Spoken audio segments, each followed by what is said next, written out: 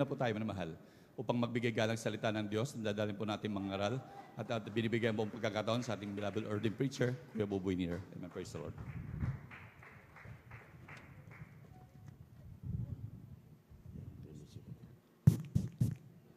God bless you, brother. Deyo, our beloved elder, let us pray. O buligilad, mapagpala namin Diyos, sa namin sa langit na pinapakabait, pinakamamahal na Panginoon Isus.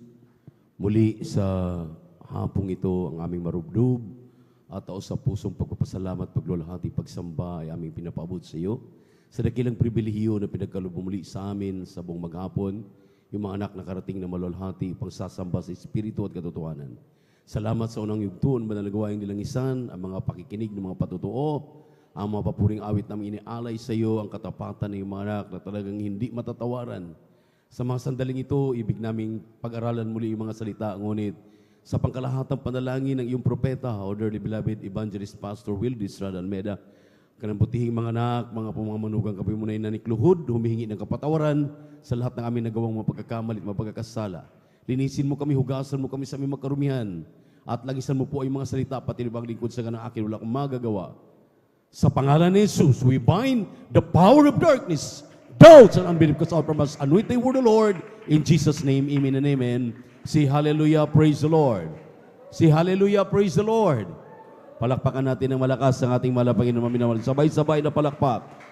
Purihin ang ating Diyos na buhay. Talagang napakabilis ng ikot ng orasan maminamahal. Talagang parang kailan lang at ka-start natin ngayon mag-alas 5 na, 4:30 po. At tayo po'y nagagalak na muli ating naibigay ang hapong ito, nakarating kayong maluwalhati para sumamba sa ating mahal na Panginoon sa Espiritu at katotohanan. At aming ikinagagalak na ibalita sa inyo na mula nung linggo at ng kaaraw ng kahapon ay aming taus-pusong na kasama ang huling propeta sa ating kapanahunan ng ating dearly beloved Evangelist Pastor Wildy Estrada Almeida, dear beloved children. At tayo naman palaging mapasalamatin sa lahat ng bagay dahil kapiling namin siya sa ilang araw, maminamahal na pagdaraos ng kanyang kaarawan. Isang mabuting bagay ang karagdagang araw, taon, maminamahal ng ating dearly beloved Pastor, beloved Minister Wildy James Almeida Kumon, hallelujah, Kumon Almeida. At talagang grabe maminamahal ang kanilang pasasalamat. At you can just imagine sa amin pong preachers meeting sa araw ng kahapon, hindi namin inaasahan. Last preachers meeting namin, and we are only around 400 plus. But kahapon, maminamahal, umapaw ang ating kagalakan dahil more or less 700 plus. Almost 800 kami, maminamahal. Grabing kagalakan dahil ating-atin na po yung lugar na aming pinagdausan sa dako ng Marilao, Bulacan. Amen? Kaya hindi po matapos yung aming kagalakan na hanggang ngayon dala-dala namin. Kaya nga, salamat sa ating mahal na Panginoon. Talagang napakalapit sa atin ang ating Diyos na buhay. Sa tuwing tayo nananambahan, Kanya pong ibinuhos sa atin ang Kanyang napakatamis na presensya. Amen? Kaya ako po ay taos sa pusong bumabati na may pagmamahal sa ating minamahal at kagalang-galang na Evangelista Wildy Estrada Almeida. And we always remember and cherish, treasure the blessed memories and teachings ng ating beloved and honorable Assistant Pastor Lina Kumon Almeida. At sa kanilang butihing mga anak, mga po, mga manugang, sa ating mga pastoral workers, beloved elders of the church, minamahal mga kapatiran, kung mayroon tayong bisita, welcome po kayo sa midweek service dito sa outreach ng San Carlos City, Pangasinan. Especially sa ating webcast viewers sa YouTube at Facebook. Ngunit ang pinakamataas na papuri, pagsamba, ay muli nating pinapabot sa ating nag-isang Diyos, ating napakabait at pinakamamahal na Panginoong Jesucristo. Open your Bible in the book of 1 Samuel, chapter 15, verse 15 up to 26. At atin pong pag-aralan, maminamahal, yung patungkol po sa the rejection because of disobedience. Ating pag-usapan, maminamahal, itong napakahalagang bersikulo na bagamat palagi nating paulit-ulit na pinag-aaralan pero hindi talaga naintindihan ng karamihan. Rejection. Ano po ang rejection? Yung ikaw ay aalisin, tatanggalin, o mawawala sa iyo nang dahil sa hindi mo pagsunod because of disobedience. Kindly, pakibasa po ang talata. At pakiplas mamaya ang English. Praise the Lord. Hallelujah. Dito po sa aklat ng unang Samuel, ang kabanata po 15, ang bersikulo po 15 hanggang sa, 26. 26, ganito po ang pagkasabi.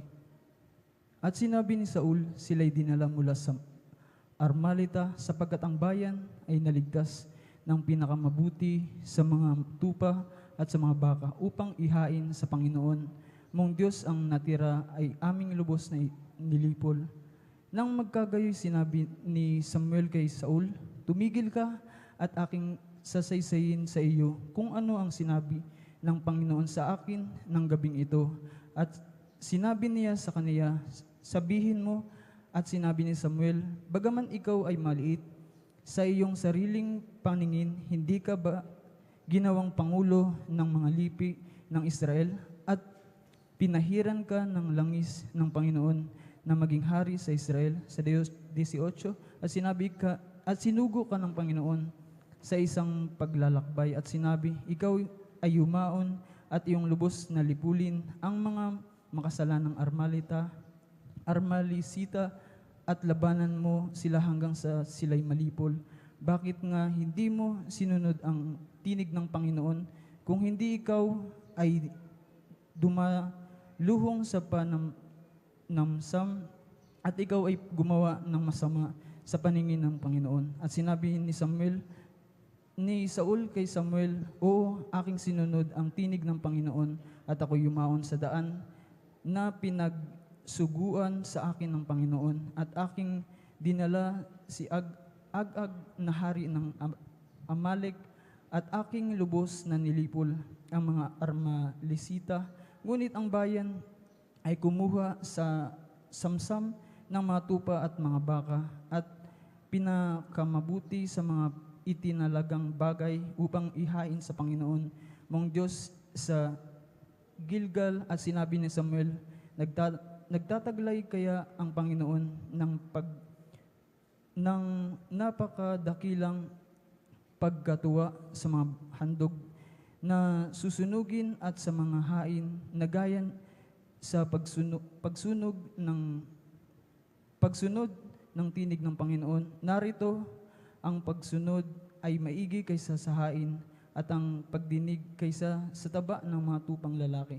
Sa 23, sapagkat ang panghihimagsik ay gaya ng makasalanan ng panghuhula at ang katigasan ng ulo ay gaya ng pagsamba sa mga Diyos-Diyosan at sa mga tirap sapagkat dahil sa iyo'y itinakwil ang salita ng Panginoon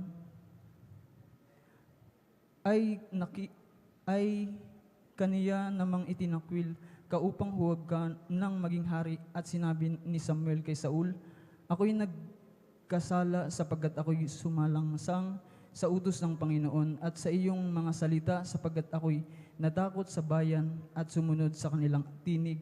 Ngayon nga'y isinasamo ko sa iyo, ipatawad mo ang aking kasalanan at bumalik ka uli sa kasama ko upang ako'y sumamba sa Panginoon. Sa 26, at sinabi ni Samuel kay Saul, hindi ako babalik na kasama mo sapagkat iyong itinakwil ang salita ng Panginoon at itinakwil ka ng Panginoon upang huwag ka nang maging hari sa Israel. Pagpalain po ng malapayon ka ng mga salita. Pumalakpak po tayo ng malakas sa ating mahal na Panginoon. Everybody shout, praise the Lord. Nasundan ninyo maminamahal yung tagpo dito sa ating binasang talata. Dahil maliwanag po na Tagalog yan. At naka-flash na sa ating screen, binasa pa natin. Ito maminamahal. Ang sabi po ng ating binasang talata, si Saul bilang hari, sinabi ng propeta, Saul, anong nangyari sa iyo? Hindi ba maliit ka nung araw? Wala kang kwenta nung araw, ngunit ikaw ay itinaas, ginawa kang hari. Ngayon, inutusan si Saul, maminamahal, na pumunta doon sa Amalisita at lipulin lahat, walang ititira. Pati yung hari, lahat. Huwag silang mag-imbot ng mga bagay na yung ating nabasa na ito ang nagiging malaking kasalanang ginawa ni Haring Saul. Ang sabi rito sa ating binasang talata, maminamahal, napakaliwanag dito. Ang utos ay maliwanag. Aking basahin yung utos, kung ano ang utos. Ating ibalik ang basa dito po sa aklat ng unang Samuel. Ako na lamang po magbabasa. Talatang 15,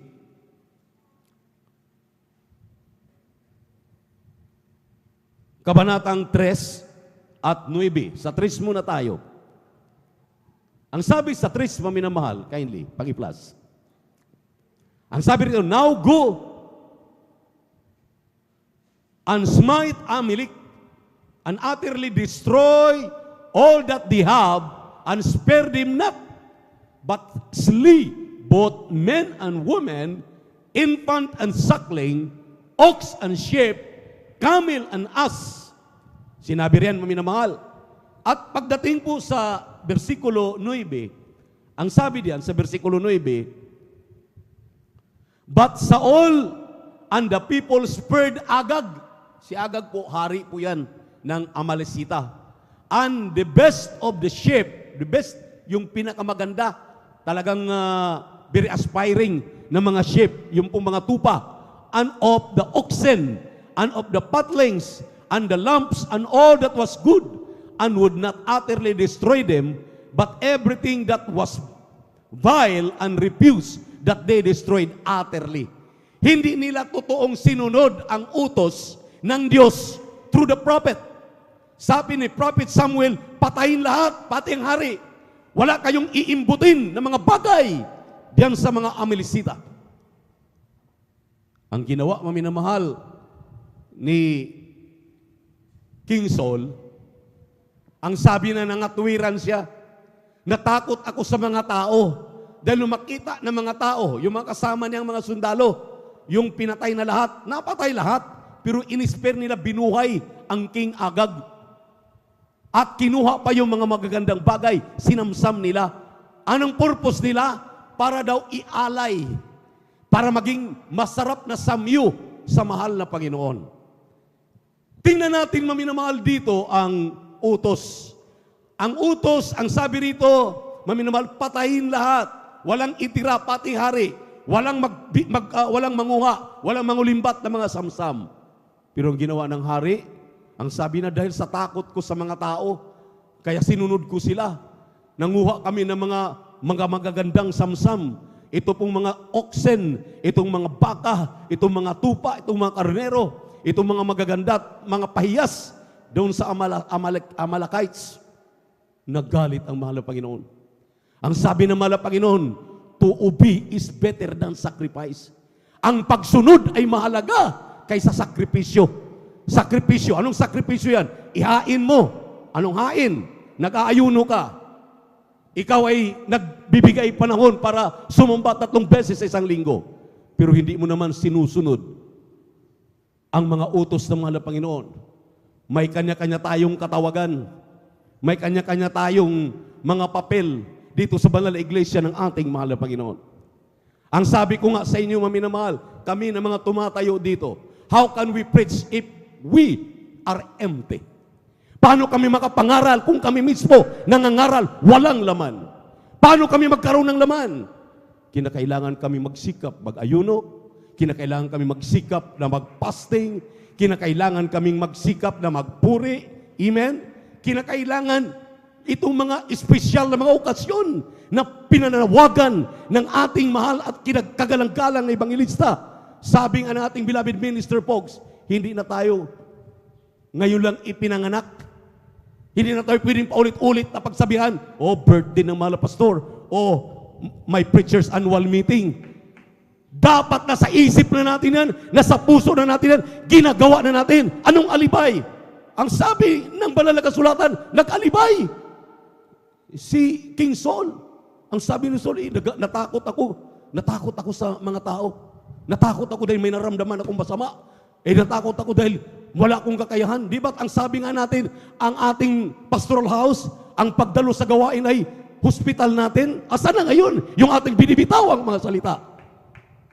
Ang ibig sabihin diyan, maminamahal, napakasimpleng mensahe.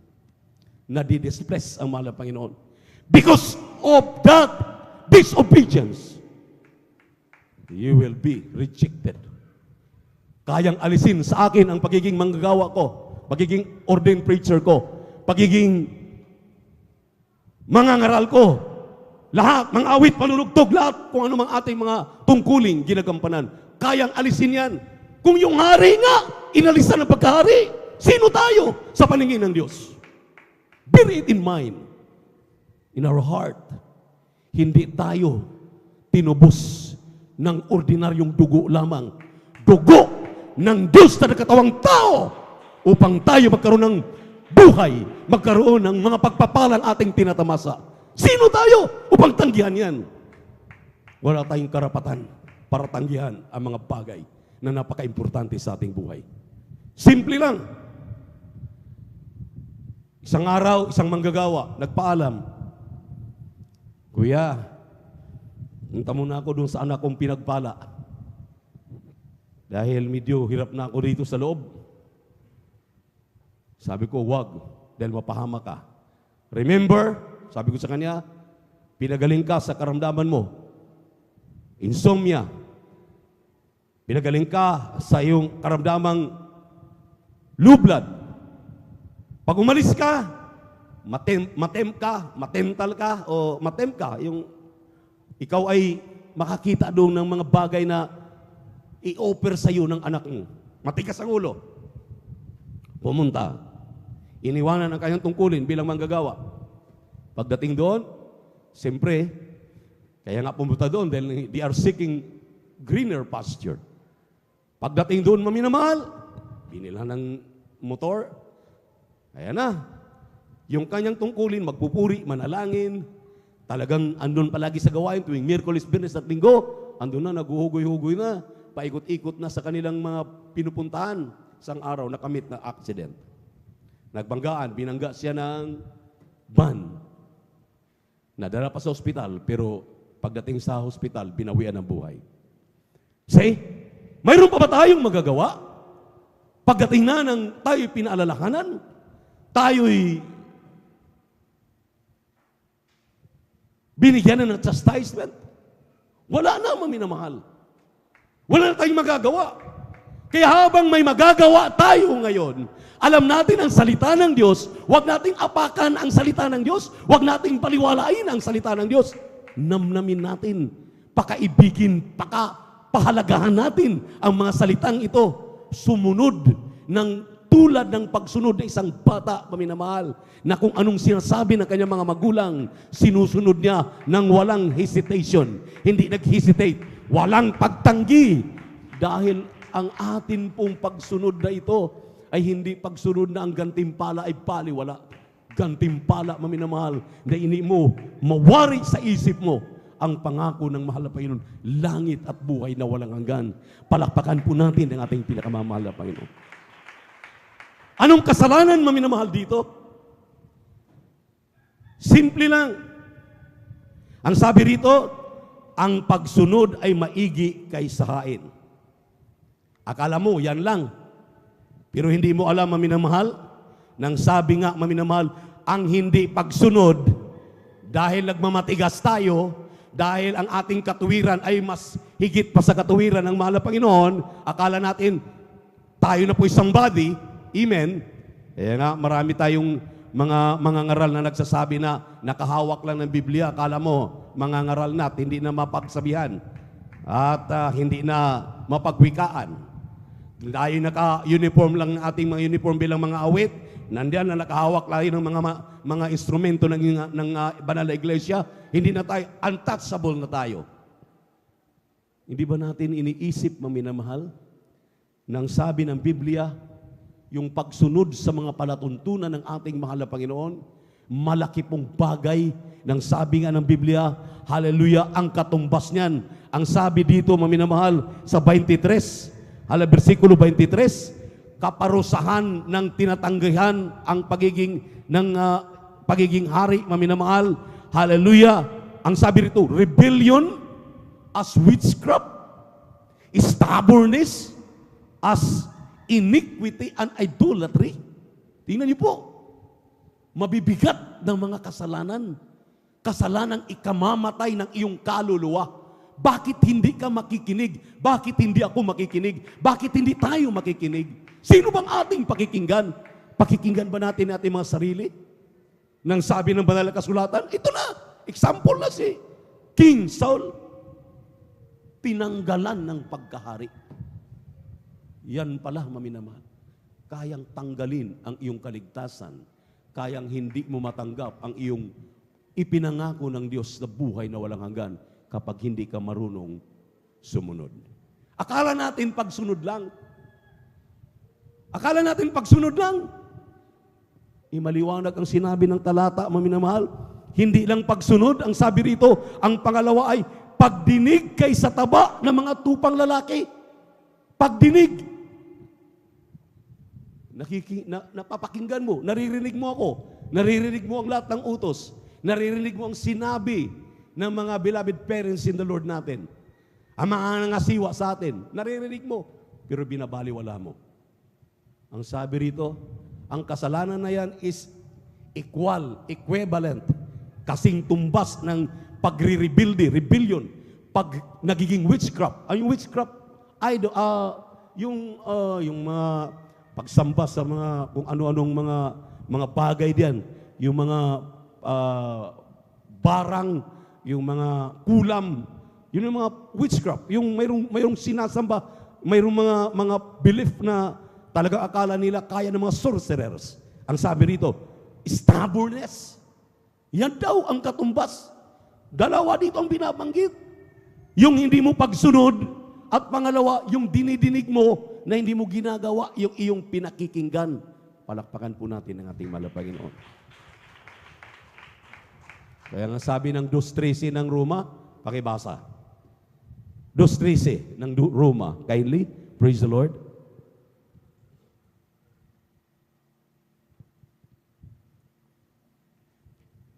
Amen, praise the Lord. Dito po sa Aklat ng Roma, Kapitulo 2, ang talata po ay 13. Ganito po nasasabi, sapagkat hindi ang mga tagapakinig ng kautusan ang siyang mga ganap sa harapan ng Diyos, kundi ang mga nagsisatalima sa kautusan ay aariing mga ganap. Palakpakan natin ang ating mahal na Panginoon. Nakikinig at tinatalima ang kanyang pinakikinggan. Ibig ginagawa. How many times tayong pinangangaralan? How many times tayong kinukurik? How many times sinasabihan tayo? Yet, you do not believe. Ayaw natin. Sinabi lang ng mga elders yan. Sinabi lang ni Kuya Bubu yan. Sinabi na natin, beloved minister, Pogs yan. Sinabi lang ng mahal na pastor, gusto ko Diyos ang magsabi. Tingnan niyo po ang mga katwiran na yan. Katwirang mga bulok. Katwirang mga wala sa hulog, maminamahal. Amen? Amen? Kaya tayo napaparusahan, kaya tayo napapagalitan ng mahal na Panginoon. Tayo'y chastise ng mahal na Panginoon. Amen? Pasalamat ka kung na-chastise ka pa. Pero pag hindi na, sabi ng Biblia, pag hindi ka chastise, ikaw na daw ay bastardong anak. Hindi ka talaga tunay na anak. Amen? Amen? Nakakatakot yan. Amen? Kung hindi tayo pipirpiktuhin, kung hindi tayo tuturuan ng tama, lahat tayo nag-aasam na matanggap, makaangkin, pagdating ng araw, pagtunog ng trumpeta, sasama tayong lahat sa salubong sa malapin para magmana ng langit at buhay na walang hanggan. Pagkatapos hindi ituturo ang tama, hindi natin sinusunod, pinakikinggan lang natin, useless ang lahat. Walang kwenta. Gumagastos na tayo ng salapi. Tuwing Miyerkules, Biyernes at Linggo, ginagawa na natin lahat ng mga nararapat nating gawin. Kaya sabi ng propeta ng Diyos, naligo ka na, manghilod ka na, magsabon ka na, mag-shampoo ka na, mag-conditioner ka na, magbigay ka na ng pabango sa katawan mo, ariin mo, ayusin mo ng sarili mo, dahil sa pag-ayos mo na yan, yan ang tikit mo papuntang langit para magmana ka ng buhay na walang hanggan. Amen. Amen. Everybody shout, praise the Lord. Isang dating elder sa Gawain, diyan sa dako ng Mindanao. Grabe, lahat ng sinasabi ng mga tumatayo sa pulpito, including the beloved children ng ating beloved parents in the Lord. Wala nang pinakikinggan. Pinarusahan. Naging bedridden. Mabuti, pinaalalahanan pa. Dati nakatayo, dati naglalakad, dinala sa pastoral, nilahongan na inaambaga na yung binubuhat na, nakalagay na sa platin na na yung higaan. Dinala, tinanong, anong kasalanan? Bakit? Pinalo. Dahil sa lahat ng sinabi ng mga nangasiwa, lahat ng sinabi ng mga beloved children, ng beloved parents in the Lord, wala nang pinakikinggan. Siya ang tama. Siya lang ang talagang pinakikinggan sa kanyang sarili. Nung pinarusahan, nagmakaawa. Bigyan mo pa ako ng isang pagkakataon, patawarin ako. Sabihin sa mga pastor, sabihin sa mga beloved babies, sabihin sa mga workers, patawarin ako.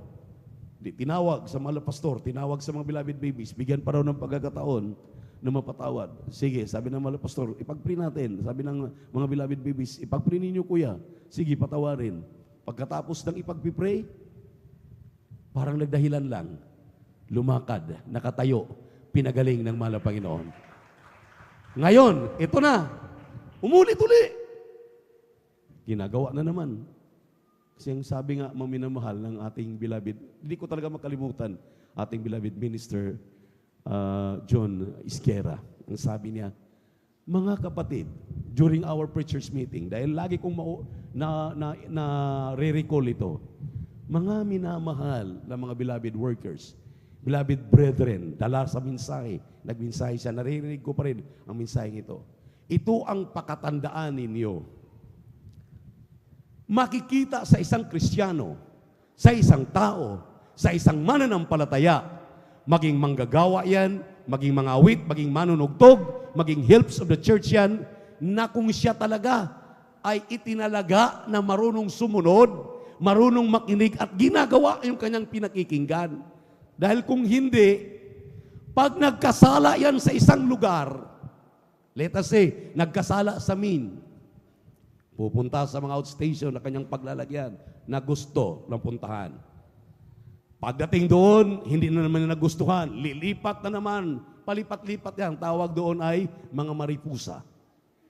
Kahit saan yan pupunta, yung kanyang pag-uugali ay pag-uugali na talaga niya. Siya na talaga yan. Kung hindi yan magbago at hindi na baguhin ang kanyang estilo, wala talaga siyang pupuntahan. Pati yung pangako ng Diyos hindi na maangkin. Hindi na matanggap. Kaya mag-isip na tayo kung talagang iniibig natin ang ating mga kaligtasan. Totoo yung sinabi ng ating beloved minister, John Isquera. Dahil sinabi nga ng ating dearly beloved pastor, makipag-usap ka lang sa isang taong hindi naniniwalang may Diyos within 3 minutes, ikaw ay hindi na rin naniniwala na may Diyos. Ibig sabihin, mag-ingat kayo sa mga ganyang mga klaseng mga mananampalataya dahil nagdadala yan ng mga lason, nagdadala yan ng mga talagang katitisurang bagay na pati ikaw titisurin, pati ikaw magkaroon ng kaisipan. Amen? Yan, maminamal, bulong-bulungan na. Ay sinong sinisira diyan? Bakit? Ang mga mangangaral ba dito nagdadala ng kasiraan? Ang mga ipinapangaral ba ay magiging kasiraan? Wala! Ang may sira ay yung mga taong umunawa doon sa ipinapangaral. Hindi iniintindi, hindi naintindihan, kaya nakikinig lang, sarili pa rin ang nasusunod.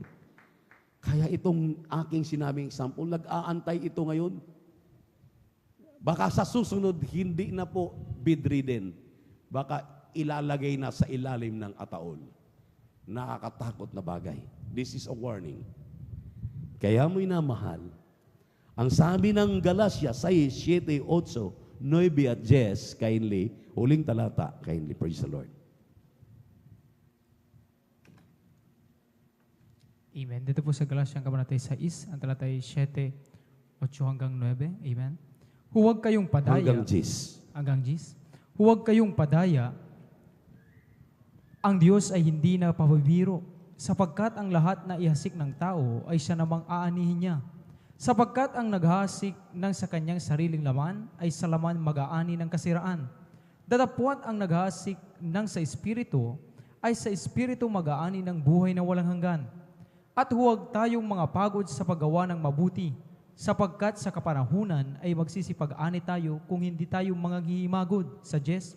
Kaya nga, samantalang tayo may pagkakataon, ay magsigawa tayo ng mabuti sa lahat, at lalong-lalo na sa mga kasambahay sa pananampalataya. Amen. Pagpalain naman ang Panginoon ng mga salita. This is a firm message. Maliwanag na mensahe para sa ating lahat. Walang pinipili, walang kinikilingan. Lahat tayo is subject to obey. Subject to participate. Subject tayo sa mga aral na ito dahil walang exemptions. Lahat ng mga tumatayo, lahat ng mga mananampalataya. Kaya nga naglagay ang malapay noon ng fivefold ministry to perfect the saints. Piperpektuhin talaga tayo. Huwag kayong masaktan. Dapat tayo magpasalamat dahil may nagmamahal sa atin. Pagmamahal ng Diyos, itong tinutuwid yung ating mga kamalian. Dahil kulang magtutuwid, akala natin lagi tayong tama. Kung walang magsasabi sa atin, mali ang ginagawa mo, Brad, mali ang ginagawa mo, sis, akala natin tayo perfecto na sa harapan ng tao, sa harapan ng mga kapwa natin mananampalataya. But yet, tayo pala'y mali. Kaya maraming salamat sa mahal na Panginoon.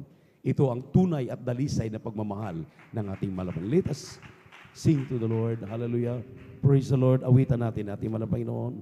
Praise the Lord. Hallelujah.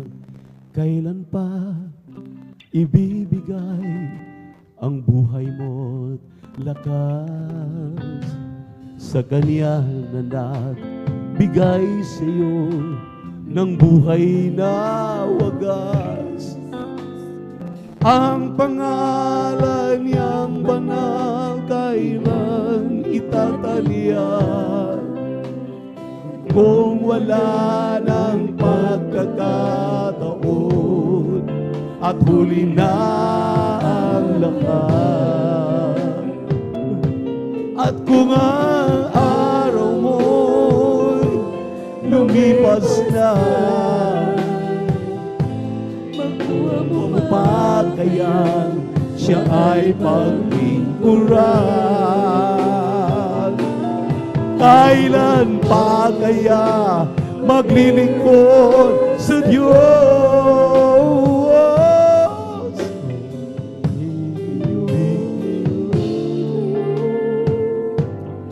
Kailan pa? Kailan pa ibibigay ang buhay mo ng lakas sa Kanya na nagabigay sa iyo ng buhay na wagas. Ang pangalan niyang banal kailan itatagyan kung wala ng pagkakataon at huli na ang lahat. Hallelujah, hallelujah, hallelujah. At kung ang araw mo lumipas na, makuha mo pa kaya siya ay paglingkuran. Kailan pa kaya maglilingkod sa Diyos? hindi ngayon, kailan pa. Maminamahal, katulad ng doktor, ang doktor ng mga magagaling ay talagang hindi lamang pagsusuri ang ginagalingan, kundi pati yung kanyang dinudulot ng mga gamot ay para talagang gagaling kanyang pasyente. Ganon din ang mga tunay na mga pastor ng Diyos. Tunay na ibanghilista ng Diyos. Tunay na guro ng Diyos. Tunay na propeta ng Diyos. Tunay na ibanghilista ng Diyos. Itinuturo ang tama. Itinuturo na imulat ang lahat. Dahil ito ay buhay. Ito'y mahalaga. Kung hindi ito totoo, maminamahal, ni isa, wala tayong makitang himala. Ni isa, walang manatili sa atin. Kung hindi totoo, may pruiba, may ebidensya. Sino nagpagaling sa atin? Sino nagpala sa atin? Sino? Hallelujah! Ang mga pagsasabi, lahat tayo may mga nakamtan ng mga himala, mga pagpapalang tinatamasa ngayon. Dahil totoo ang ating napapakinggang mga mensahe. Totoo ang pastor na nangalaga sa atin. At kung ang araw po'y lumipas na, hallelujah, maghuba kayo, siya'y paglingkuran. Kailan pa kaya maglilingkod sa Diyos? Hindi ngayon, kailan pa? At kung ang araw mo lumipas na, hallelujah! Thank you so much, God! Thank you so much, Jesus. Pag kaya maglilingkod sa Diyos, kung hindi ngayon, kailan pa? Kung hindi ngayon, kailan pa? Sa ating mga beloved webcast viewers sa YouTube at Facebook,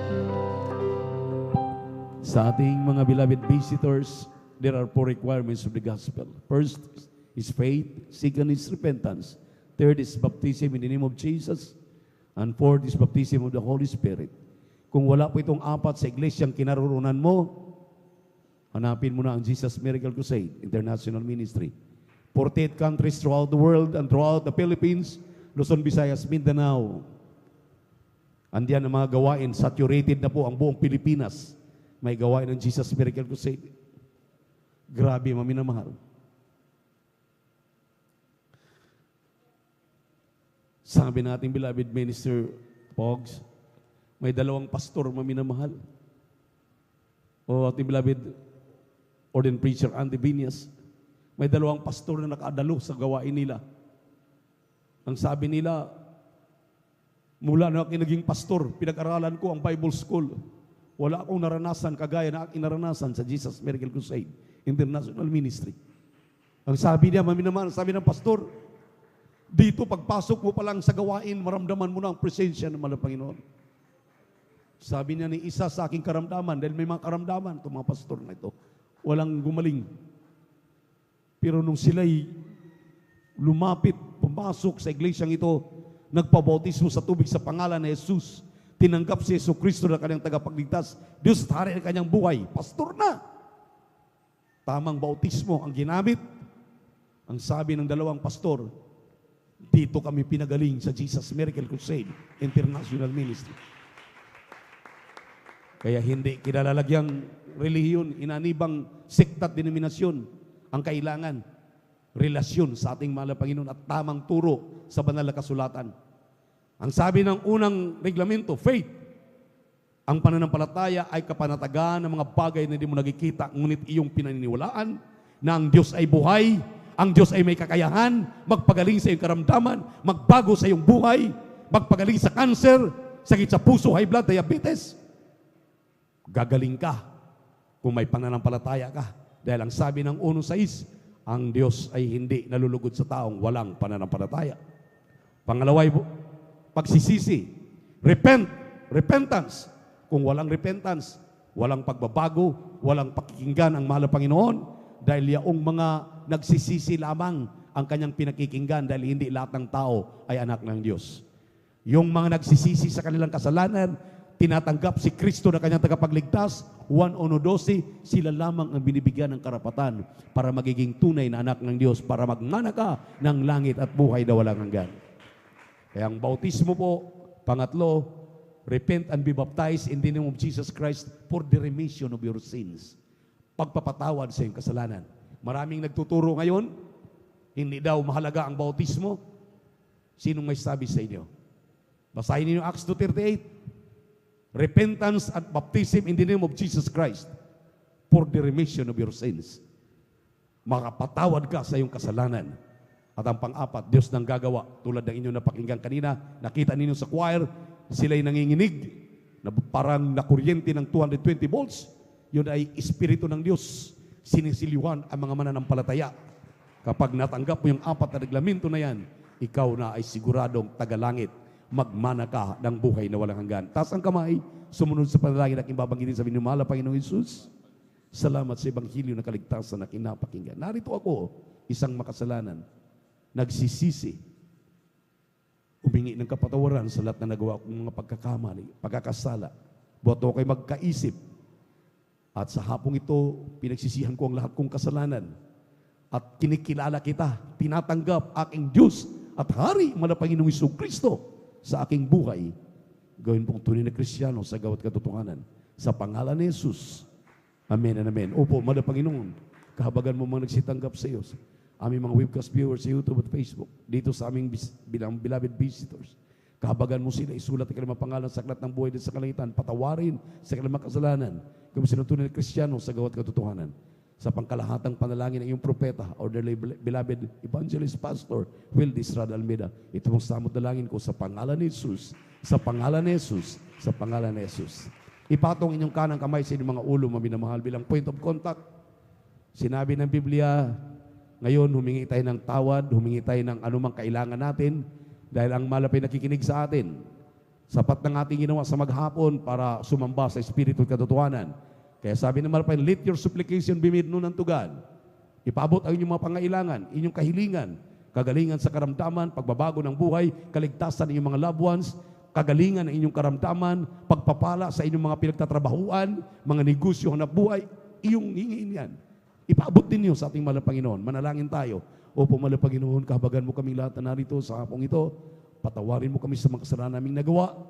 Anuman ang mumunting kahilingan ng iyong mga anak. Narinig mo sila, malapit. Narinig mo kaming lahat. Aming mga loved ones, aming beloved. Pitch mo na, Panginoon. Bigyan mo kumplito kagalingan. Baway pagbukay ng aming mahal na pastor, ng mga beloved children. Balutin mo sila ng kapangyarihan. Tulungan mo po ang mga kapatiran namin na nandyan sa chastisement namin, Mother Chico Juan.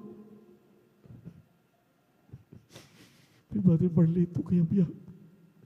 Lahat namin mga kapatid, Isus na mga dinaramdaman ng Edwin Ocampo.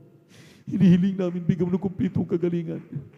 Sa pangalan ni Jesus, demons of incurable sicknesses and diseases, cancer, tuberculosis, sakit sa puso, high blood, diabetes, lahat ng uri ng makaramdaman, kahirapan, kasaot. Be spiritually blessed. Be spiritually blessed in the name of Jesus. Hallelujah. Hallelujah. Complete healing and deliverance, I pray. In Jesus' name, amen. And thank you so much, Brother Jesus, for the deliverance, for the healing of our sicknesses and diseases. Amen and amen. Praise the Lord. Taas ang dalawang kamay. Huwag magbibiro. Magiging seryoso. Tumalon. Sabay sigaw. Hallelujah. Praise the Lord. Bilang pasasalamat. Huwag mag-alinlangan at huwag magbibiro. Angkinin. Angkinin ang lahat ng katugunan ng ating mga dalangin sa hapong ito. In Jesus' name. Sa pamamagitan ng pagtalon, Pagsigaw ng 3 beses, hallelujah, praise the Lord. Sabay-sabay, hallelujah, praise the Lord. Hallelujah, praise the Lord. Hallelujah, praise the Lord. Sabihin natin, I love you, my dear Jesus. I love you, my dear Jesus. We love you so much, my dear Jesus. We give all the glory and honor to thee, the great worthy to be praised forever and ever. Praise.